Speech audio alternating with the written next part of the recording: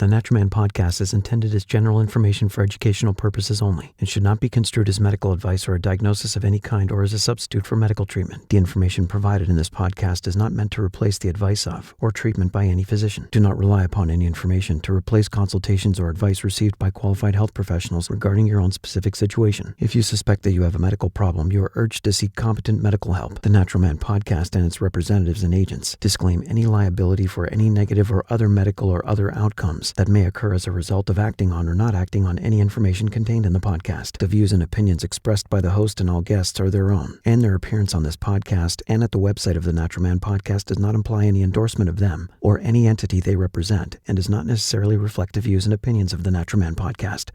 This is the Naturman podcast.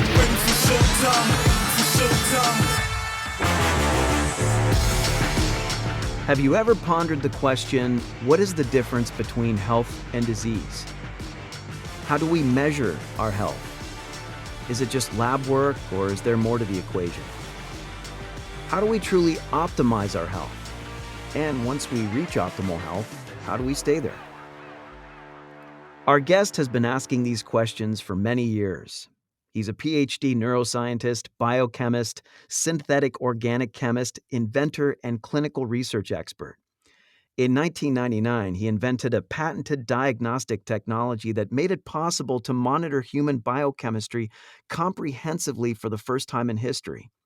His innovations led to an extensive patent portfolio of diagnostic tests for early detection and screening of diseases such as cancers, autism, multiple sclerosis, Parkinson's, ALS, Alzheimer's, dementia, bipolar disease, schizophrenia, unipolar depression, cardiovascular disease, and others. We are pleased to have on the podcast today, I'm very excited, Dr. Dayan Goodenowe. Dr. Goodenowe, thanks for being here. You got a very impressive resume. Well, thank you, Mike. I'm really happy to be here and discuss these important topics with your viewers. Yeah, it's or your listeners, if you will. Yeah, it's great. I mean, some of the research you're doing is so fascinating. We have a regular contributor to this podcast, Dr. Linda Wright, who helps us so much behind the scenes with content, and she discovered you, and she shared many notes that she had on your research, and it's just been so helpful. She's such a huge help to this effort, and I'm really excited that she found you. And I want to start with the basics here. You view human wellness a little differently than most researchers and most doctors. So I want to ask you the question: how is disease a deviation from health? Yeah, it's a really good question. And as you start, peeling back the onion on that question, like the whole concept of health and longevity, and how we live a long, healthy life has been a question that has, intrigued humans since the beginning of time, because we're one of the few people that can actually ponder our own existence, if you will, Mhm. right? And so we look into that in greater detail. And I think as you start unraveling that, the biggest thing that we have been kind of programmed into is this symptom-based concept of health, right? And it comes Right. from the fact that most people see a doctor when they're not feeling very well, right? They have something wrong with them. So you have a preordained problem that a doctor's job is to find out what's wrong with you. So medicine is primarily designed to diagnose an individual with the you're presupposed to have something, right? Right. And so we're really not designed for thinking of health and optimized health. And as you start going back into this, we think of disease as something that we get, right? We think of it like a bacterial infection. And that's really just not true. As you go back and we start thinking about these things in greater depth, what the biggest concept is the absence of a thing is not a thing, Right. right? And if you get back to just the basic physics, right? For example, there's no such thing as cold. There's just either heat or lack of heat. And Mhm. there's actually no such thing as darkness. There's either light or the absence of light.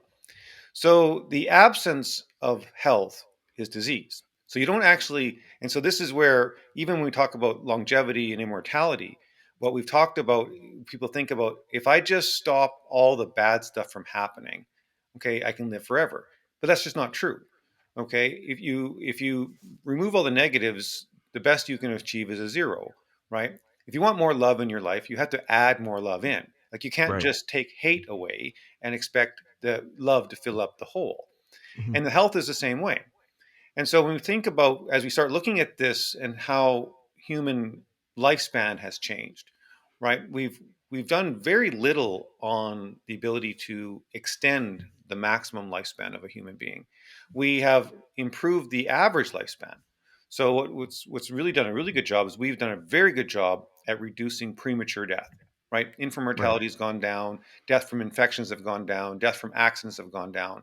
And people forget for most of human history, the rate of death was pretty well constant across all platforms. Well, the same number of 50-year-olds died as 80-year-olds, Mhm. if you will, right? And it's only been the last century or so that all of these early mortalities have been reduced. And we pushed all of these mortalities to a very tight window now, such that everyone really dying at the same time. Right. And so this really, as you go back to this, because we start chasing our tail, thinking of a disease and a disease, and we don't realize what the core operating system of life is. And kind of the natural progression of this thing is, can you live forever? Because that's Mhm. function. And so people think, whoa, I'm going to have an anti-aging approach, or they think Mhm. that disease is like aging isn't actually a disease. And that's an incredibly dangerous concept to allow into your brain because it's not something that you acquire, it's something that you lose, right? And so when you're born, you have life. And life Mhm. is basically function and purpose. And that function and purpose permeates from your own decision making process in your fully functioning lives or down to the actual cellular level, which cell provides a purpose for which, what function for what Yeah. purpose. Mhm. And so deviations from health means that you're really dealing with the second law of thermodynamics, which is entropy. Right. So the first law, that's why for me, chemistry and biochemistry is kind of ground zero for understanding cellular health, but that actually builds upon your total health, is that the first law is like matter cannot be destroyed or created. So we just move things around, right? Mhm. So the sun hits the chloroplast of a plant, and the plant converts that electromagnetic energy from carbon dioxide and water, creates a glucose molecule, right? Mhm. All that sunlight energy is stored in the hydrocarbons. And then we take in those hydrocarbons and we burn it just like a furnace. And we generate the carbon dioxide and water, and that heat and the energy we use to create to live. Right. But what are we using that energy for? Okay, so and what we're using it for is to maintain order. And that's where the second law of thermodynamics is. Like the complex systems require more and more energy to maintain order and structure. Mhm. And I normally tell people health is like it's the difference between having a messy bed and a made bed. The entire world conspires around, like you get up in the morning, you make your bed, it looks so great. Then the rest of the day conspires about unmaking your bed, right? You sit on the bed and it gets Yeah. all wrinkled, right? Yeah. You put your clothes in the bed, it gets all wrinkled. But then Yeah. you have to put energy in. So you have to get up and you have to go and you have to fold, smooth the bed out. So in order to maintain that order, you have to put energy in. Same thing if you say you like collecting ceramic dolls, for example, right? And you have this Mhm. great doll collection and you have it displayed on a shelf in your house. Well, it takes a lot of energy to keep that shelf clean, right? You're there cleaning Right. it, dusting and whatever, right? And then sooner or later, 5 years, 10 years, you get tired of cleaning your shelf Yeah. and you get this dust accumulating. So that is the universe around us. Like your house will degenerate into chaos if you don't continually put energy back in. Right. And so that's really where the health deviation comes from. So you don't like we lose that order. And the question is how do we maintain that structure and order indefinitely? And the way to do that is first of all understand when things deviate from normal and then be able to apply strategic energy. And this is where the purposefulness and the function are an interplay. And we forget about this as we get older because for the first, say, 50 years or so of our lives, our purpose is pretty well determined for us by our society, right? Right. You go to school, you want to get a job, you want to get a relationship, you want to get married, so you have to have, there's things you basically need to do to have a spouse, right? And then you work, you have a family, and all of these things kind of drive your purpose. Yeah. And we say, oh, that's all stressful, and I can't wait till I retire because but we forget that purpose is what has been driving you to do things, and the function of your body will adapt to it. And this is the other part of longevity and maintaining health that's so critical for people to understand. The other false concept that we fall into is this evolution versus adaptation. Okay, evolution takes this very passive approach where some infinite amount of time of random mutations of gain of function has somehow created this organism of us Mhm. that has no self-direction associated with it. And that's fundamentally just not true. Like if you Mhm. think about just the human body itself, every single cell of your body has exactly the same DNA, okay, but it performs different functions. Right. Okay, so your cardiac myocyte versus a neuron versus a lung cell versus an adipose tissue storing energy. Okay, these all have the exact same DNA, but they have adapted to a purpose. Or a function. Okay, just like humans can do an incredibly various things. Like you and I can be having a conversation like this. People are Mhm. Policemen are doing their job. Mhm. Person working at the grocery store is doing their job, and they become skilled at it. They become adapted. They learn based upon the environment around them, but it's dependent upon the function. And so this is the other part that, because we have the wellness clinic in Canada where we're dealing with more severe illnesses, and we deal with late stage illnesses from a trauma perspective, Mhm. because sometimes purposefulness is really important. And human beings, I know we're getting really philosophical, but human beings are one of the few organisms that actually commit suicide, right? Hmm. So if you if for a human being to basically kill themselves means that they have reached a point of no purpose, right? Right. And so that tells you how powerful purpose is in driving our life, because Mhm. it's so powerful that people will actually kill themselves for a lack of purpose or lack of feeling that they are important enough to be alive. Right. And so as we go forward in this thing, so purposefulness is important, that we have a reason. So one of the biggest thing is, if you don't have you have to have a reason to get up. So no matter how much health you want to create, if a person does not want to be alive, that person will not stay alive. Then the next part is the functional capability of maintaining that.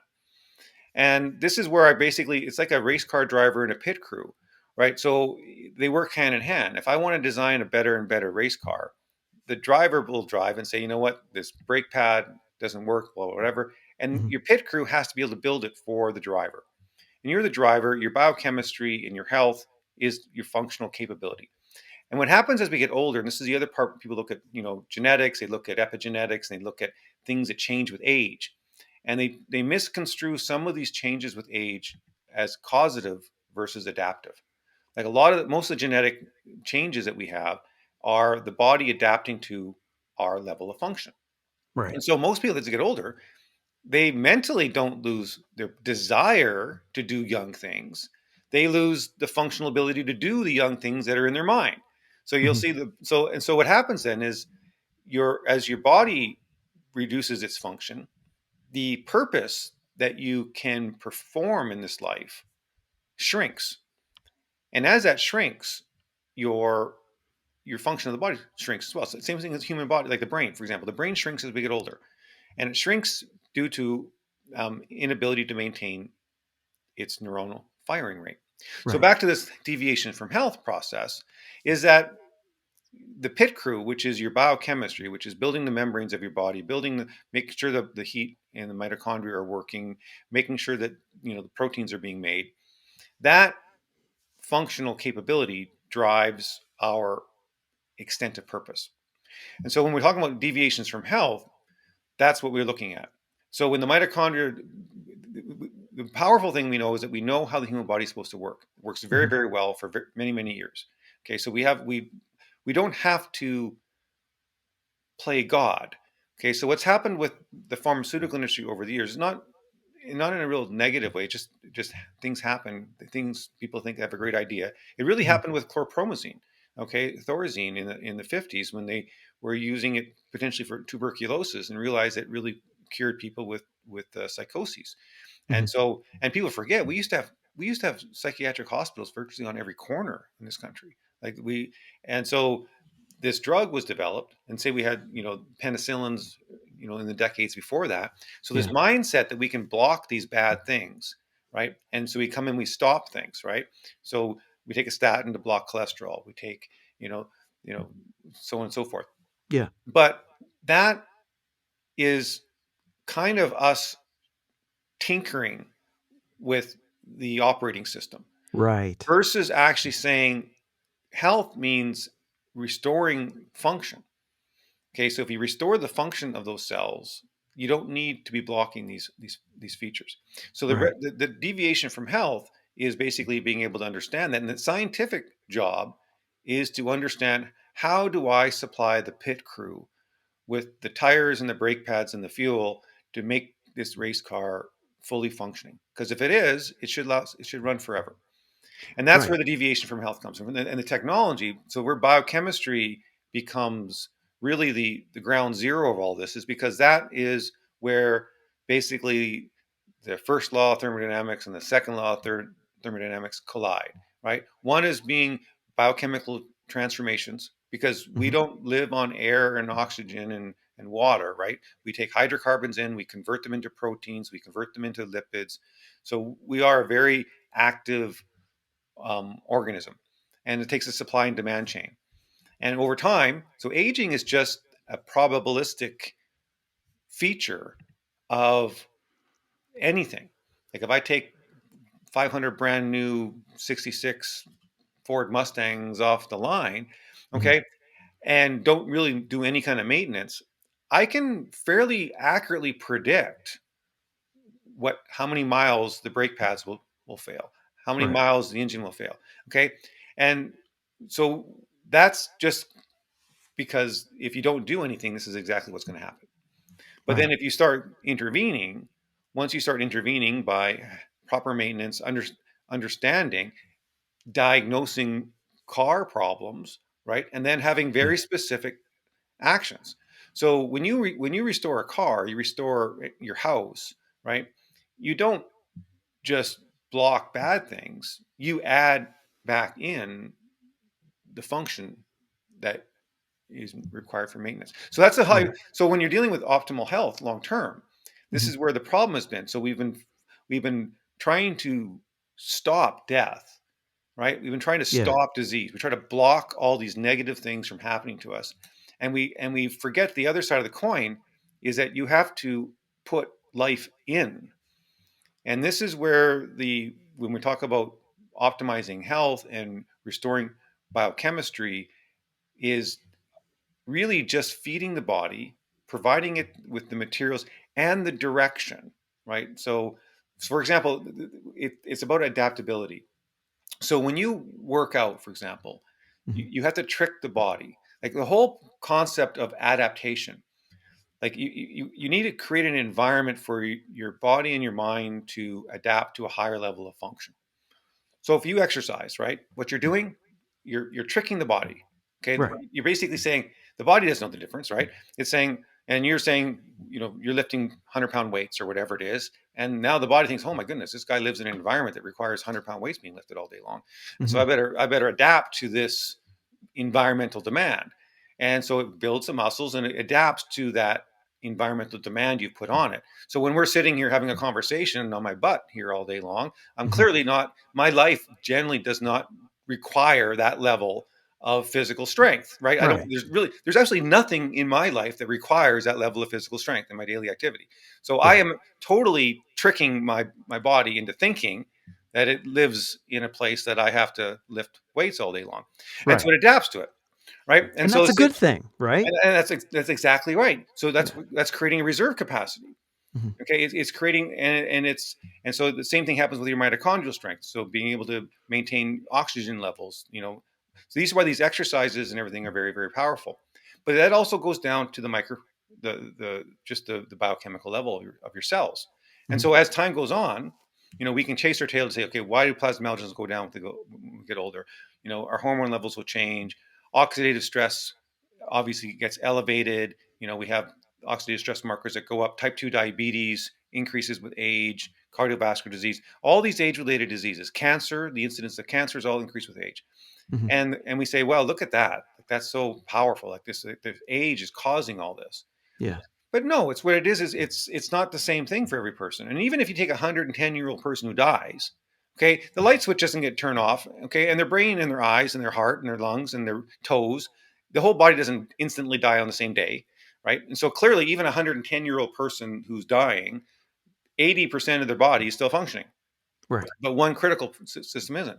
And so we forget about, so we get so focused on the negative side of the equation, we forget to add things in. Cancer is a really good example where we focus on kill the cancer, kill the cancer, kill the cancer, Yeah. and you forget the fact that you have an entire body around that cancer that can pretty well drive it out if you restore the health of the system around it.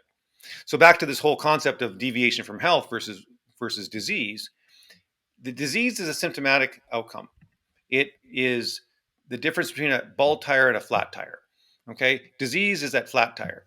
And if you go to a tire shop and you look in the back of the tire shop and look at all these flat tires, you'll say, "Wow, look at all this!" Like most of these flat tires are bald. So you say, so the disease. You say, so do bald tires cause flat tires? Right? Hmm. Well, Hmm. probabilistically, yeah. Yeah. But you can't predict. If I put four bald tires on your car and say go drive, okay, I don't know which one's going to go flat first, Right. right? One, and so you have, and if you live in a place that you have no rocks or no, if you sweep everything around you, you can run Mhm. on bald tires for a very long time before Yeah. you get a flat tire. So this is where the concept of deviation from health can lead to multiple outcomes. And so measuring bald tires and saying, you know what, I know that this is not healthy. This is not normal. Yeah. I don't really have to wait for the flat tire. Okay, so what we do in the health system right now is we wait for the tire to go flat. Right. And we put a patch on the tire. And we put the bald tire with a patch back on the road again.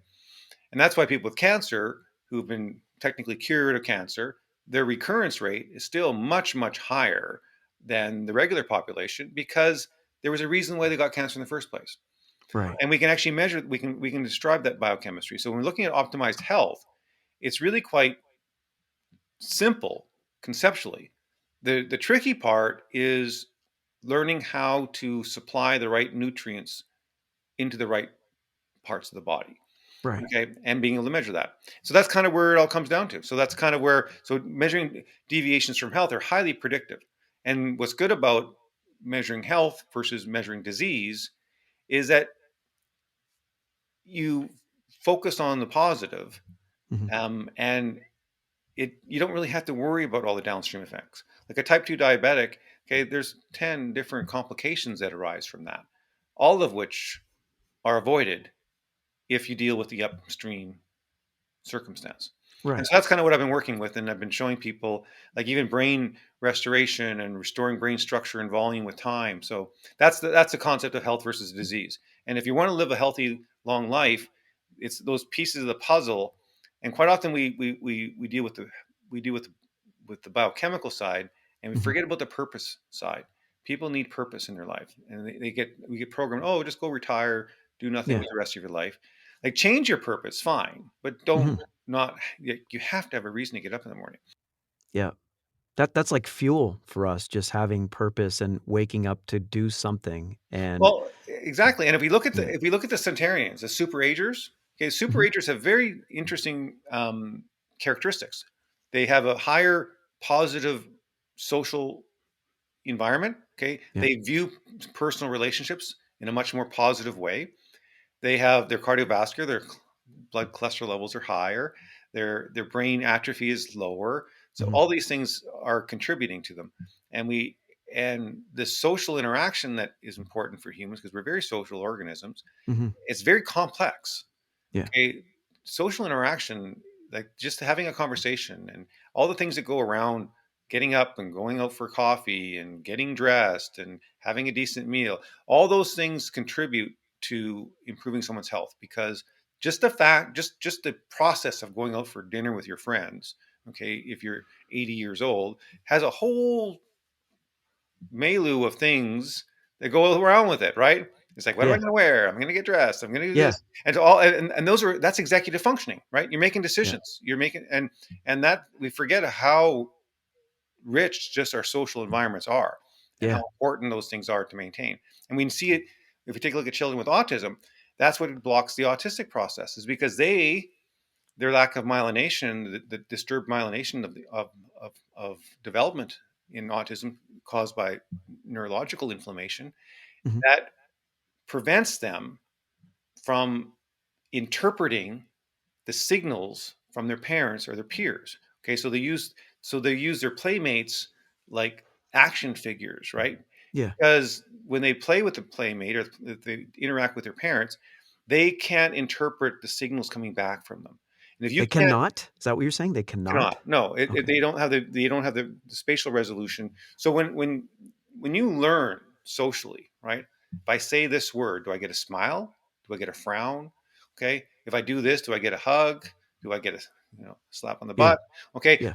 Am I making? How do I please somebody? The only Yeah. way that you can learn those interactions is if you can interpret the facial recognition and the context coming back into you. The impaired myelination of an autistic child prevents them from actually feeling and interpreting the sensory stimuli coming into them. So they can't learn Right.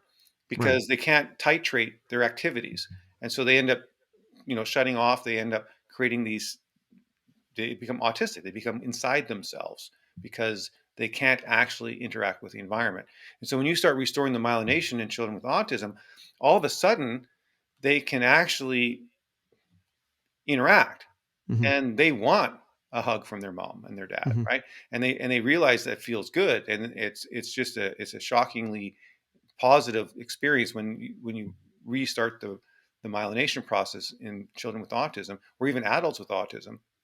They can actually start this process. So Right. this is back to this understanding of health. Okay, you're not blocking anything restoring an autistic child or adult. All you're doing is you are restoring the health of their myelination. And the Right. reason why they can't myelinate their axons in their brain is because the inflammation is degenerating their plasmalogen levels, which is a critical molecule for the myelin sheath, Hmm. and this mitochondrial insufficiency, which has been the underlying issue. So we don't have to block the symptoms of autism.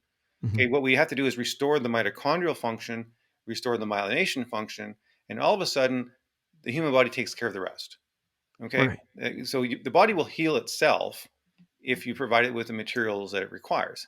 That's our job as scientists and medical professionals, is to really understand those things, Hmm. and find tools to put them into the system. And they're actually what's amazing is we have so many decades of research. Like, this is actually not we do not suffer from a lack of knowledge. Hmm. Okay, the scientific literature, the scientific studies on these various topics are very robust. What we lack is the infrastructure and the ability to implement these in systematic, easy to follow instructions and educating individuals. And that's kind of where my passion Hmm.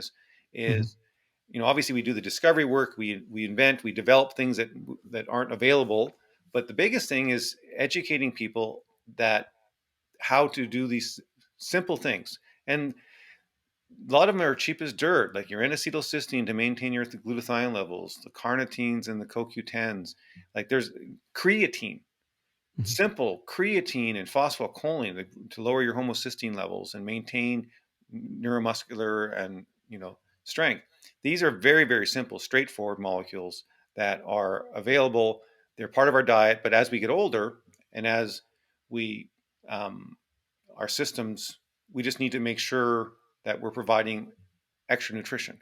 Right. Our basic environment does not supply sufficient sustenance to maintain optimal health. You just can't physically eat this in a um, and get everything just from pure diet alone. Right.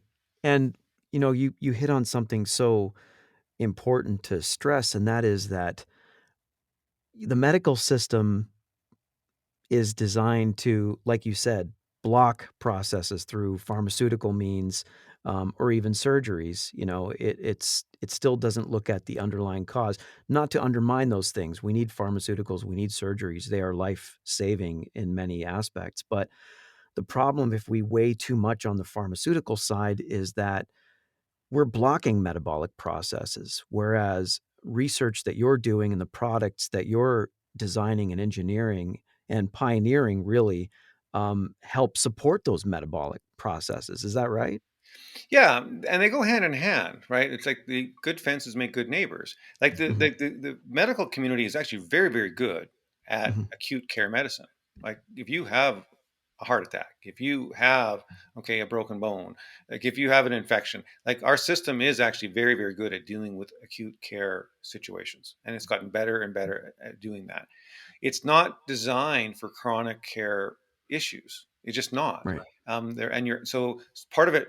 We're to blame for asking a system that's designed for one thing to do something else. Okay, right. and so partly we're to blame for that because we shouldn't be asking that acute care medical system to deal with these long-term chronic care issues. And this is where public health has failed us fundamentally. Mhm, Okay, we don't really have public health anymore because this is where you can have more complex integrated protocols. Okay, the mhm, pharmaceutical path is designed to protect the consumer from someone selling you, antifreeze. Okay. And so mhm, it takes a single molecule for a single indication. It's dealing with molecules that are not natural. So they're not naturally occurring. So if I want to give you a molecule of, fluoxetine, which is the active ingredient, Prozac, for example, that doesn't mhm. exist in nature. You can't eat it from anywhere. So if I'm Right. going to start giving human beings this, okay, I'm going to want to control how it's made. I want studies to show its safety, and I want to show that it has efficacy for a defined purpose. Okay, and that's a single molecule process. But the human body is like a brewery, like it's a cooking show, right? So you're dealing with multiple ingredients, and every time you have a different recipe, you're going to get a different outcome, Mhm, and you can't FDA that. right. Like that's and it's not designed for that. That's not what was purpose. The purpose wasn't the FDA wasn't designed to evaluate a ketogenic diet versus a carnivore diet. Like Yeah. that's not its purpose, right? Mhm, And so people think, we can't stand outside and just throw stones at these institutions. mhm. Um, Obviously, and all institutions will creep to areas that they're not supposed to be in. That's just the nature of any organism that kind of tries to find more and more purpose for itself. And so Yeah. it's our job to kind of keep the FDA and that regulatory system in the box it was designed to deal with. Mhm. And that's where the public health has fundamentally failed us because we just don't do that work in the community anymore. Um, Right. so Yeah. You mentioned also adaptability and that our bodies adapt to the environment that we put them in. But clearly there's a disconnect there, and you correct me if I'm wrong in your professional opinion, but we seem to put demands on our bodies that they can't necessarily take. Do you think that's a fair statement? it is. A good example is exercise. Okay, Mhm. I tell people exercise is bad for you. Recovering from exercise is good for you. And Okay. so we exercise to recover from the exercise from it, and it's the recovery process that gives us a physiological benefit from it. Okay. Mhm. And so that's exactly right. That is pairing your purpose with your function. Okay, and your function will rise, but you need to feed it, right? And so, for example, I can get better and better at racing, or I can get better and better at my sport, okay, through practice, Mhm. but I can't do that with malnourishment. And so, in terms of enhancing your performance and enhancing your purpose, okay, the other side of the coin is that you have to have the functional capacity to execute. Right. And that's where if you push the body using a purpose that's beyond its capability, okay, if you take you know a little economy car and try to run it in NASCAR, it's going to blow apart, right? Right. So that's exactly what happens sometimes. Some people think that they can just think their way through it, right? They can push their way through it. They can mentally overcome. okay, a biochemical deficiency, and that's false logic. Like you have to, I can, if I put you out at minus 60 degrees butt naked, you're not going to survive for long. I don't care No. what you think. I don't care what you how much purposeful. So the whole concept of your genetics, like this is where your genetics, our job as stewards of our body and as stewards of our genetics is to create the environment that is compatible with our phenotype. Okay. Right. And so that's where our job is to, like, the body, and this is where the biochemical testing comes in, right? Okay. Mhm. Like, you're the guy who has to go to the store and choose the pint of ice cream versus, the chicken breast or whatever it is, right? Yeah. Like, and so your body can't do that. But it does speak to you. Okay. Your body is communicating with you, and it communicates with you via biochemistry. Okay. Your blood work, the molecules that are being transformed, okay, through this first law of thermodynamics. Whatever comes in has to come out. Okay. So you are Right. a closed system. And so it's telling you, it's speaking to you in a language that's actually quite interpretable, but you need to learn it. And then you can go. Like, if your HDL levels are low, it says your reverse cholesterol transport is not working properly. There are systematic step by step, okay? Mhm. Phosphatidylcholine, DHA plasmalogens, niacin, like clockwork, you can restore your reverse cholesterol transport. And we know that if we maintain that, our risk of cancer goes really low Hmm. down, right? Cardiovascular disease, our endothelial function improves, and so on and so forth, right? And if we can, and we look at oxidative stress markers, we know for a fact, like if we maintain N-acetylcysteine, some mitochondrial function, those will come down, and other things. So these are things that, so your biochemistry, the testing, will tell you what parts of your human body are underperforming, Right. and it's it's your responsibility as a steward of your biochemical health to restore those things. It's, Right. someone has to, do that. So yes. So yeah. See. So your point is absolutely true. Like, you can push Mhm. this is why people, like, professional athletes, for example, right? Like, these individuals who are just the prime of their life, right? They are the most, you know, they're the epitome of perfect health when they're in their mid years, and then they age like crap, right? Yeah. Right. And so That's a very common thing. right, exactly, Yeah. because Mhm. they have burned themselves out. Okay. And that happens with, say, disease like bipolar and autism as well. So a high functioning autistic or a high functioning bipolar patient, right? Their Mhm. their brains are working, they're at a higher metabolic capacity because of some of the inflammation, some of the issues that they have. So they have a different genotype, if you will. So they have a different requirement. Autistic children, for example, when you measure blood work in autistic children, they're going to have lower levels of B12. They're going to have these nutrient deficiencies. Okay. Mhm. And that's not because the parents are malnourishing their kids. That's not what's happening. Okay. These vitamins and these nutrients that we consume, they have limited windows of shelf life. Okay. Right. They'll last a certain period of time. So if you have when your body's inflamed, okay, it will go through vitamins at a much higher rate. And so, same thing with an athlete or some disorders or differences, if you will.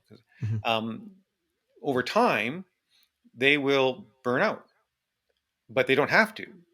Okay, so you just make sure that particular system is being reinforced. Right. Like, a child with autism has some sort of inherent mitochondrial insufficiency. So you need to make sure that mitochondrial insufficiency is supported, so that because they have no reserve capacity. Mhm. So if they get an infection, if they get a hit in the head, they get an adverse reaction to 10 vaccines at once, whatever the heck it is, right? Yeah. It Yeah. causes an inflammatory trigger. That inflammatory trigger doesn't get resolved. It perpetuates itself, and it becomes an autoimmune disease. Same thing with people with long COVID. People that got, lots of people with the vaccine injuries, lots of people with the COVID injuries, but there's lots of people that don't have those injuries, right? So Mhm. what's the difference between those individuals that somehow were able to tolerate it and somehow were not? The Right. difference is their reserve capacity, their ability to um, adapt to the stress of, like, so when something has occurred, do they have the reserve capacity to handle that? Do you have a savings? Do you creating this metabolic or biochemical savings account, if you will? Right. So do you believe that the differentiation in reserve capacities can actually determine which disease somebody might be more susceptible to? Absolutely. Yeah. Really? So the mitochondrial insufficiency, for example. Mhm, So virtually all women who get multiple sclerosis have a mitochondrial insufficiency. And children with autism, that's why we have the 3-to-1 gender bias. Okay, mhm, so young girls are basically protected, or they have additional protection with beta estradiol because it protects their mitochondrial function. So the same percentage of boys and girls get exposed to the autism creating stressor, but girls can have a higher level of tolerance than boys mhm, because technically beta estradiol or estrogen, it increases a protein called the monocarboxylic acid transporter, and it allows cells to export lactate better. So this is why women premenopausal, they have much less heart disease issues. If you take a look at the gender biases mhm. that are different between men and women, especially on the cardiovascular side, you'll see that those lines go back to normal post menopause. Okay, so estrogen is a very highly protective or molecule, and then women get adapted to it. Their body is used to having it, and then the menopausal process creates them to have quite a dramatic physiological change. They have to, Mhm. they're adapting to a critical nutrient that they no longer have, and so that's why hormone replacement, restoration, or maintenance um, is quite powerful for individuals. So yeah, so the answer absolutely correct. Phosphatidylcholine, for example, if you take a look at the Steve Jobs and the Patrick Swayzes, anyone in your world that you found died of pancreatic cancer, I can guarantee you they had a phosphatidylcholine deficiency. Period. Wow. Okay, it's that's ground zero on pancreatic cancer and liver cancer diseases, and easily fixable, easily monitored, and so on. Breast cancer, ovarian cancer, these are very, very clearly mitochondrial related. What happens with them is that it's called extra mitochondrial ATP production. So Mhm. so the BRCA genotype is a very, this is where different genotypes become really interesting because they do, even though it affects a small portion of the population. So the BRCA1 and 2 gene, one of the most disease linked genotypes that we have. Right, and just for our listeners, the BRCA gene is that breast cancer susceptibility gene, correct? Correct. Right. Yeah, and what happens when women have a BRCA mutation, BRCA1 or BRCA2, that the protein that gene creates doesn't function properly. Mhm. So it creates a misfunctioning protein. And only about 5% of all breast cancers are caused by BRCA. Okay, so it's That not, little, huh? yeah. I know it's Wow. interesting, right? You don't think Yeah. so. So biochemistry contributes to over 90% of cancers. Like we can predict over 90% of all cancers from biochemical markers alone. Things we can control is what you're saying. Absolutely. Absolutely. Wow.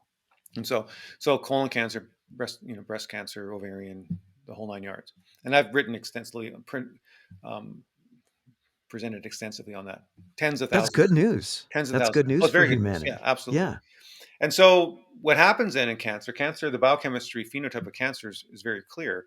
And its age association is also very clear because our ability to process glucose changes, okay, with type 2 diabetes type concepts, but not just type 2 diabetes. Um, in that cancer is caused by uh, impaired mitochondrial ATP production, which forces the cell to create ATP outside the mitochondria, extra Mhm. mitochondria. So people hear about the Warburg hypothesis or cancer cells love sugar, for example. Everyone understands Right. that. People, well, it's not because they love sugar; it's because they can't survive without it. Mhm. Okay, they have been trained to become glucose dependent because they can't, their mitochondria can't provide the ATP that it needs. And since it can't provide the ATP, it gradually adapts to that situation. So Hmm. cancer is again, it's an adaptation process. Okay, we create the cancer. Okay, cancer comes from a normal cell that can no longer function normally. So Hmm. that cancer cell has deviated from its healthy state. It doesn't want to be a cancer cell. Okay, Right. it has no choice but to Hmm. become one. Right? And you're not born with it. So since you're not born with cancer, your cells become cancerous. By definition, those cells have um, deviated from their purpose and function and health. And so to put cancer back in the box is actually biochemically pretty straightforward. And and so you need to restore the fasting state. So fasting cells can't become cancerous. So for Hmm. example, you virtually never hear of cancer in skeletal muscle or the heart. Okay. Cells that that rely like 80, 90% on fatty acid metabolism never become cancerous. And so as we get older, we lose skeletal muscle mass, sarcopenia, muscle wasting gets involved in that. Yeah. And then just statistical probabilities, like you have a large group of people, like even the cancer rates are still small percentages of the overall population. Cumulatively they build up, Right. but they're not, um, like they're still a relatively small percentage. And so that's because statistically now, if you get the right environment, the right susceptibility, then you're going to get that trigger. And that's the other thing. All diseases require two components. One is a susceptibility factor, and the other is a trigger factor. Okay, so back to this bald tire, flat tire analogy. Like Right. if you have a brand new tire, okay, your susceptibility to a flat is low. It doesn't mean it's impossible. If you hit the right nail, you can blow a brand new tire.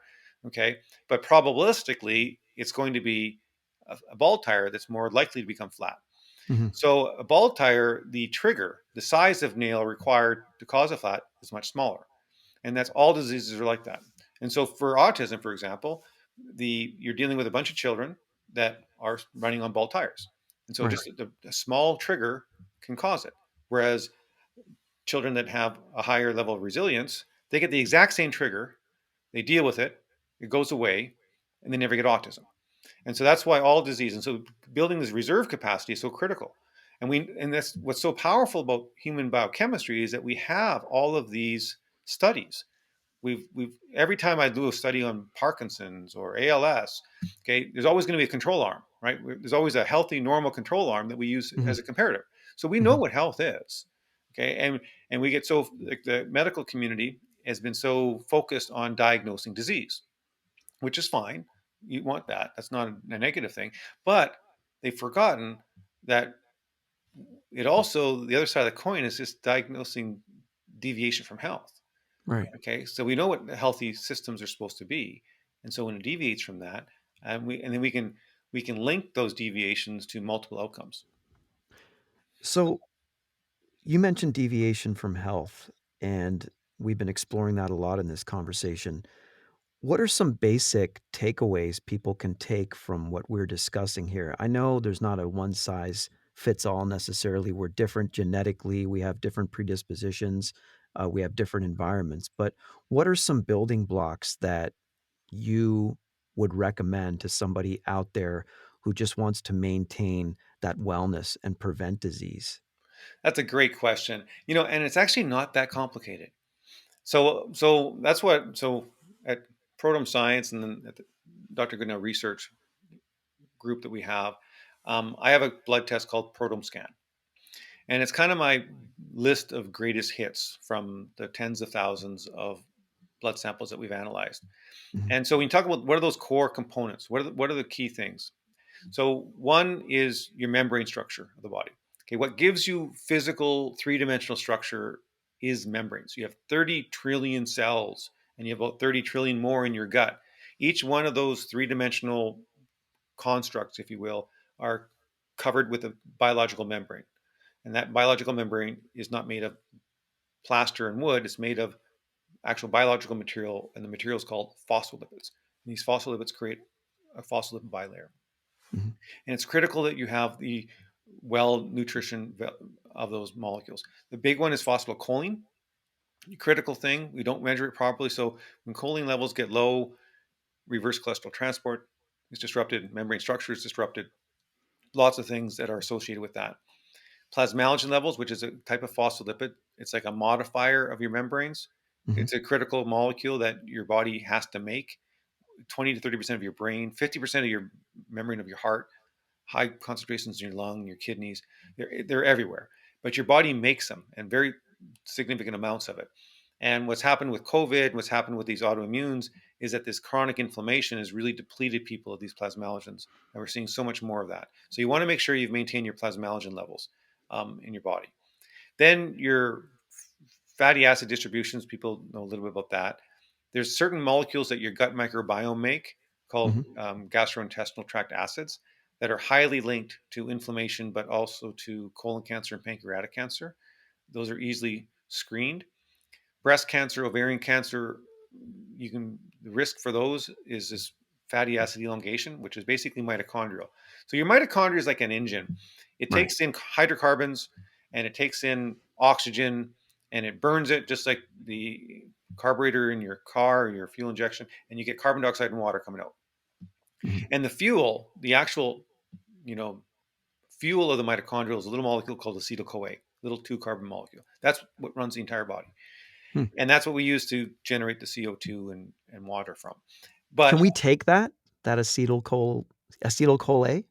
well, Is that you what you can't said? really take it. It's a Okay. you're everything goes to it. It funnels down to Okay. it. So when you take a fatty acid, so fatty acid beta oxidation, what it does is Like take, omega-3, 6, 9, is that what you're yeah, saying? or saturated Okay. fat, like a palmitic acid, which is so 16 carbons. It just chops it up two at a time, and it Okay. creates these little 2-carbon units.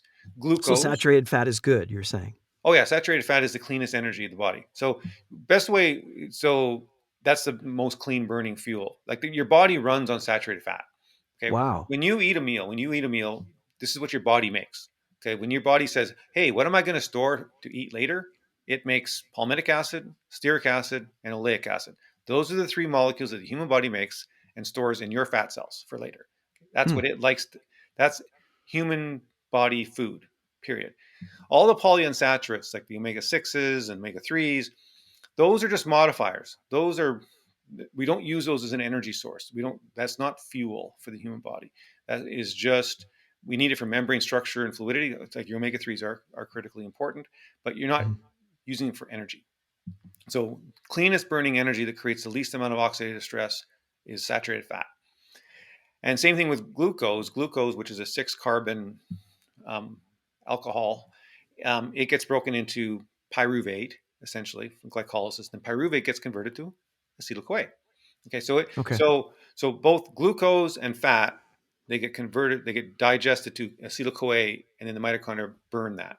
So what happens then, and it's supposed to burn that, when the mitochondria can't perform its function, okay, it gets, oh, I can't, there's too much acetyl-CoA, I can't burn all this stuff. It leaks out. It's like a smoking car that you're following on the road, right? Okay. This acetyl-CoA comes out of the mitochondria and it goes into fatty acid elongation. It helps support the cancer phenotypes, and so we can measure that. And one of those situations that happens in cancer, which is highly um, diagnostic, we publish this in different populations with breast cancer, is fatty acid elongation rates.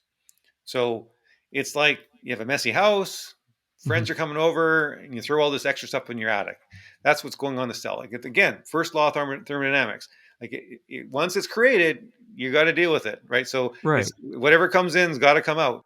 Like a spillover of fuel, and then the cancer cells are Yeah, grabbing onto that fuel, is that what you're correct. saying? And Wow. and so you can measure that elongation rate very simply in a simple blood test. So those. So the other one people know about is your methyltransferase function, which is I don't know homocysteine. what that is. What is that?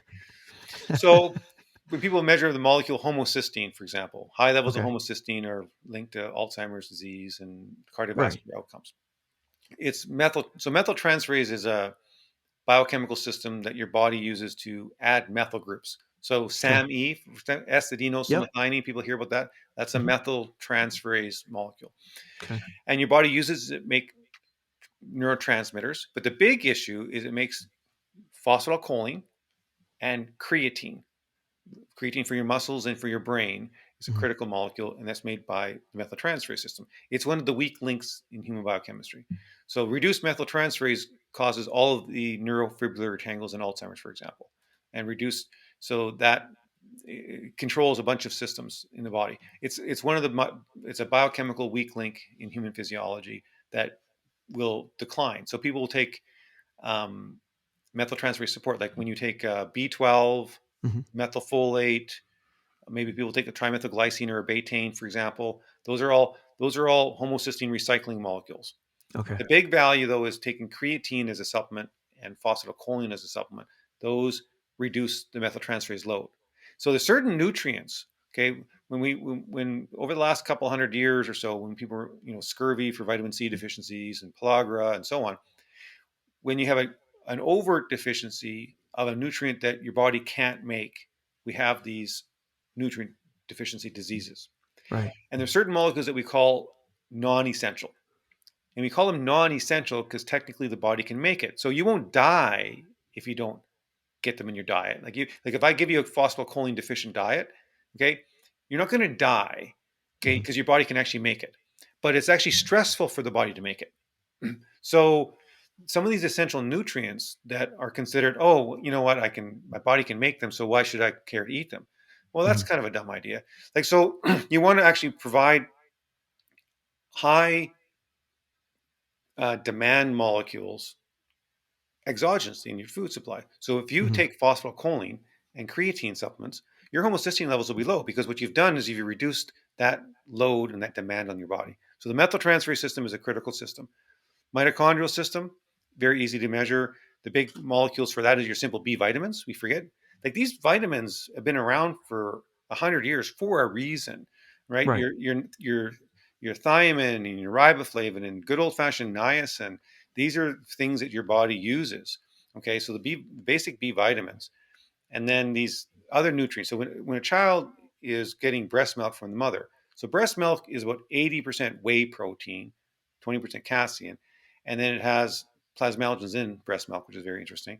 But the whey protein has good levels of what's called sulfur amino acids. So the cysteine that we talk about, that goes N-acetylcysteine, that is used for glutathione levels. Like, there's like, our food supply basically is designed to get most things, and hopefully, if your body is healthy, like, you can kind of build up reserve capacities of them, right? So, but people that are vegetarians or don't eat enough meat, they can become deficient in certain sulfur amino acids. And so it's very critical, if you are going to be a strict vegetarian, it's very important that you take certain supplements that are just really deficient in plant products. Cysteine, sulfur amino acids, is a critical thing. So mitochondrial function, we talk about N-acetylcysteine, carnitine, CoQ10. These are molecules that your mitochondrial function needs. So you can measure. So this mitochondrial function I just mentioned about, acetyl-CoA leakage, one area. Peroxisomal function, people might not know about that word, but they may have heard it for, drugs like fibrates, or even if people take DHA to lower their triglycerides. That's important. So some of these really simple blood tests are extremely powerful. Fasting triglycerides, okay, always should be under 100, 70 to 80, 70 to 90, 60 to 90, in that range. Whenever your fasting triglycerides are over 100, that means your body's just recycling fat. It means, because your body runs in the fasting state. Okay, the human gas tank is all the subcutaneous fat around your body.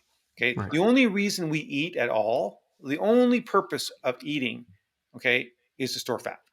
That's what we do. Okay, we eat a meal to store fat and we use that stored fat for energy when we're not eating. Right. And that's the whole point. Just like when you fill your car up with gas at this gas station, you fill it up, you run around town, and you fill it up again. You don't run Yeah. around. You don't fill your gas tank up 10 times a day.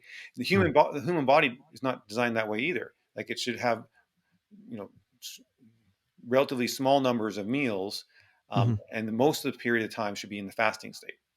So what happens when your fasting triglycerides get over 100 is that when you're in the fasting state, your adipose tissue, your subcutaneous fat, is releasing energy for you to survive and live. Right. And these fatty acids are being transported to all the cells of your body, and they're going into your cells of your body to be burned for energy, this whole process. But when they go into your cells and your cells say, oh, sorry, I can't process these fatty acids, your cells put them back on triglycerides and send them back to your fat cells. So Mhm. whenever your fasting triglycerides are over 100, it indicates that your cellular energy is not performing. It has a deviation from health. It's supposed to be in that 60 to 90 range. If it's over that, it means that your body biochemistry is not working properly. Very, very powerful measure. And that's why things that lower triglycerides are exercise, okay, resistance training, all these Yeah. things that are healthy for us, do these things. So that's a big valuable system. Again, Yeah. easily fixed, monitored, with either lifestyle or diet, and certain supplements will help improve that process. And then cholesterol. We talked, cholesterol is a big one. Cholesterol transport. Total cholesterol is one of the most powerful biomarkers of health there is. You want to have your total cholesterol in that 220 to 240 range. As soon as total cholesterol gets under 200, your all-cause mortality starts doubling, and your cancer risk goes up. So you want, because it's an indicator of health. Cholesterol is a really powerful marker of cellular health. And all these people who have all these super agers, what do they have in common? High cholesterol in their high cholesterol in their LDL. It's remarkable, this obsession we have with lowering cholesterol. So this is just not supported by any epidemiological data whatsoever. And we're not talking small studies. We're talking composite studies of 162 countries, tens of millions of patient data sets. Like, this is not even remotely open for discussion. Optimal human cholesterol levels for longevity is somewhere in the 220 to 240 range. And the reason why is it indicates that your cells are healthy. So cholesterol is one of the most critical molecules for the human body. High levels of it are in all of our membranes of the body. When you're measuring blood cholesterol levels, okay, if your cells are unhealthy, for example, like, so when your cells can't make enough of their own cholesterol, they pull it from the blood supply. Okay, so that's what a statin does. So a statin will stop your cells from making their own cholesterol. So the only way that the cells can get the cholesterol that they need is that they got to suck it in from the blood supply. So they suck in the LDL cholesterol. So by blocking your cholesterol manufacturing, you lower LDL. That's what statins do. But if you have low LDL levels and you're not on a statin, that means your cells can't make enough cholesterol. It means you can't make enough hormones. It's a very, very powerful indicator that something is wrong inside your cells. Your cells are not performing in a healthy, functioning way. There's a drag on your system. And HDL is another big powerful, like, you want HDL, in that 60, 70 range, because that's what allows your cells to share its cholesterol with each other. That's reverse cholesterol transport. Because remember, you got a trillion cells. Okay, they're next to each other, and they're in a symbiotic relationships with each other. So one healthy cell can make a little extra cholesterol, exports it, the cell next to it gets it, back and forth. So you have this cholesterol sharing system, especially in the brain, very critical. But if you can't share the cholesterol builds up in the membranes, and this is again another really very powerful biomarker of cancers. Like, low HDL, low phosphocholine is a high predictor of all cancers. So keeping your HDL levels up, and what the best way to keep HDL levels up is plasmalogens. Okay, they're a membrane molecule, but when your membranes get deficient in plasmalogens, then your cells can't export cholesterol properly. This is the other part. People think when we measure things, people sometimes take this deterministic approach, when in fact we're seeing the opposite. Okay, when we're measuring from the blood, we're seeing what's coming out of your cells. Okay? And so your HDL levels, HDL is not coming around sucking cholesterol out of your cells. That's not what happens. Your cells are exporting cholesterol, and your body, your HDL system, is adapting to the cholesterol export demands. And so if your cells are healthy and exporting more cholesterol, your body will make more HDL to meet the demand. It's not the other way around. People think that, oh, if I just increase my HDL levels, I'm going to increase cholesterol clearance. No, it's the other way around. And so that's why when you get the phosphocholine deficiencies, so that's critical. So cholesterol regulation. The other thing with aging that we forget, two other very important biomarkers that are extremely cheap to get in your thing. I just organize them in a nice, uh, report structure. Is creatinine. So creatinine is a molecule people measure for kidney function, renal clearance rates. And if you have high levels of creatinine, it indicates you could have renal failure issues, which is fine. It works for that. But the more important part is if you have low levels. Okay, low levels of creatinine means that you are creatine deficient, but it also means you're in a muscle wasting space. It means that you're not making enough creatine for your muscles and your brain. Low creatinine is actually a much more dangerous risk factor than high creatinine. And in fact, if you have high creatinine, it says that your kidneys aren't functioning properly. It's even more important that you take creatine supplements because your kidneys are responsible for making your creatine. So that's another very powerful marker. Maintain so you're not in sarcopenia. And the other last one that I tell people is very easy to measure is uric acid. We use uric acid for gout. That's what it's been used for. But really, the more important aspect of uric acid is low levels of uric acid because it indicates if you're NAD deficient. So a lot of people looking at NAD optimization. So you have, from a biochemical perspective, this sounds like a lot, but it's actually just some core systems that are what I would consider the high priority molecules. And if you can get those systems, if you can get your mitochondrial work, your membrane structure working, methyltransferase, cholesterol regulation, if those systems are working, you're going to be a pretty healthy person. That is fantastic. Wow. I hate to say this, but we're out of time. Oh yeah, I gotta go too. But I really hope. I mean, we haven't even scratched the surface of this stuff, and I would love to have you back, Dr. Goodenowe, if you would join us again on a future episode, just so Yeah, we sure. can unpack this. Well, that's great. Real quick though, can you tell people how they can find you and your work? So supplements are available at prodrome.com. And then my research and my clinical trial stuff and our clinics are found at drgoodenowe.com. So all the educational components and all of our research is done at drgoodenowe.com. That's great. I'll make sure to include that in the show notes too. Excellent. Well, All thanks, right. Mike. Yeah, definitely. Thank you, Dr. Goodenowe. Cheers. And that'll do it for this edition of the Natural Man Podcast. Make sure you subscribe and check us out at Natural Man Podcast. I can't talk today. Make sure you subscribe at naturalmanpodcast.com to check out our other episodes. Until next time, I'm Mike C. Stay healthy. The Natural Man Podcast. Check us out, naturalmanpodcast.com.